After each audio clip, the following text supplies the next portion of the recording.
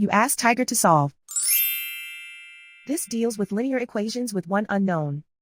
The final result is b equals 15/8. Let's solve it step by step.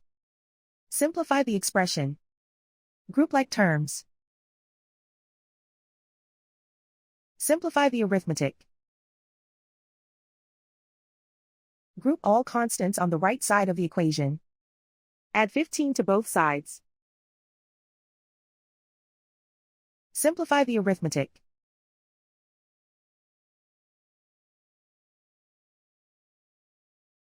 Isolate the b. Divide both sides by 8. Simplify the fraction.